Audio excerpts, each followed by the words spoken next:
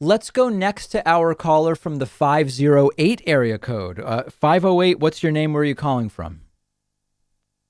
Hello, can you hear me? Yes, I can. Who's this? Yes, I am Adam from Worcester, and I just want to start out by saying that I've been a big fan of your show for like 10 years now. Thank you. It's just for the past couple of years, I have been quite disappointed with your Russia investigation coverage. Really? You don't seem to put out there to your viewers counteracting evidence that discredits a lot of this the RussiaGATE narrative that's been pushed by the Democratic Party. I'm on the left. Yeah. I hate Trump. I just think for the past couple of years, this is been a conspiracy theory that's not really based on a lot of facts. Okay. So And Adam, I think let's slow down though, because you're saying a lot and we want to make this a conversation. What specific assertion have I made that was incorrect? well, your last Russia video was about that it's not a hoax, it's because of some information that came out about Paul Manafort, and I mean the entire investigation was started fraudulently. No. So Adam, let's just deal with that.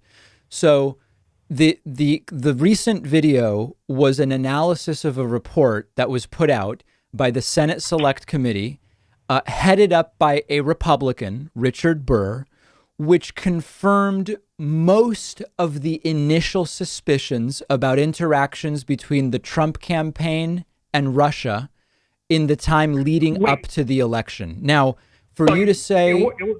Okay, go ahead. Yes. Yeah, so with Paul Manafort and Kilimnik, right? That's one of dozens of components, yes. Did you know what Paul Manafort was doing in Ukraine?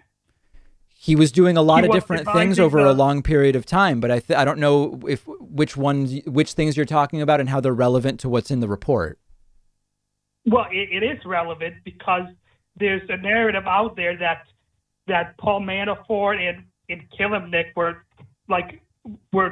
trying to do Putin's bidding, or the funny. But hold on, Adam, hold on a second.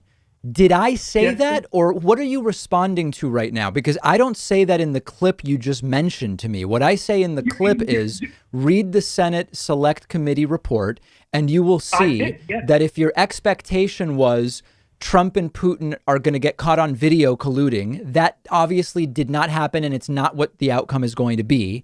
But if you look at the regular connections and interactions between the Trump campaign and Russians, they are confirmed by the report. Now, you can disagree with the report, but that's not me, right? I'm just telling you what's in the report.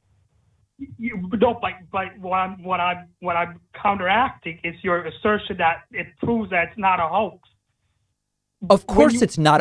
So how would it be a hoax when you've seen countless arrests and essentially everything that was seriously alleged with evidence proven either in the Mueller report or in the Senate Select report? If you're trying to cartoonify the claim, if you're trying to say, listen, David, you were expecting Trump and Putin to get caught in bed together colluding and for Trump to be removed, then I would say I never said that. I don't know who was saying that, but maybe you should talk to them. But it sounds like you're saying it was a hoax when every serious investigation has turned out that it was not a hoax. Now, if you're saying, does it matter?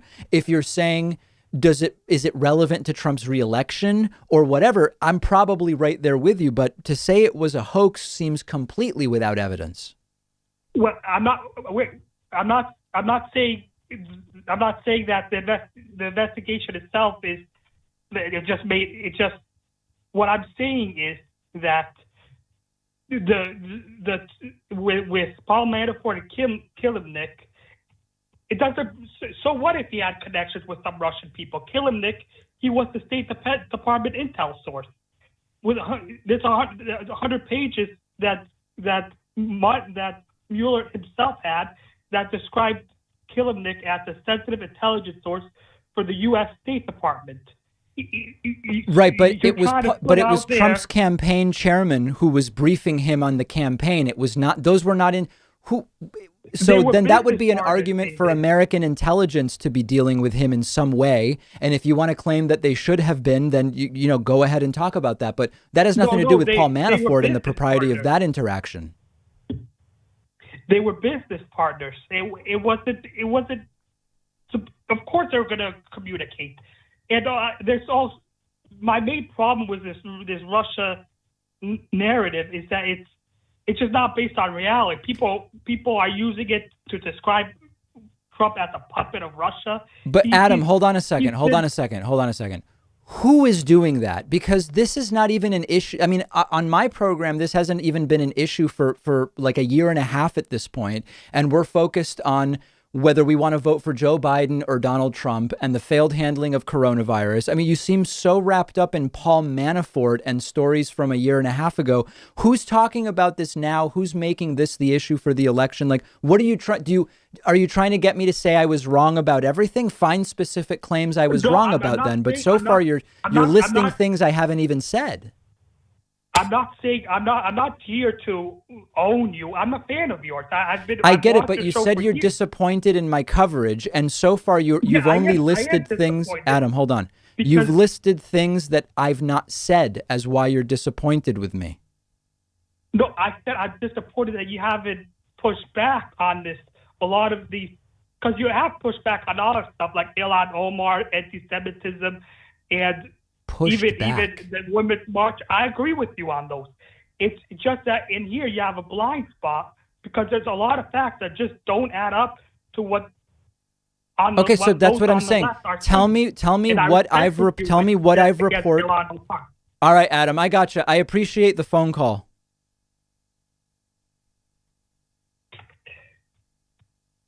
Okay. All right. He hung up. All right. Very good. I mean, it's like what? So, okay. I just don't know where to go with that. I really don't. Let's take a quick break. If you're holding, don't hang up because we will be right back on the phones momentarily.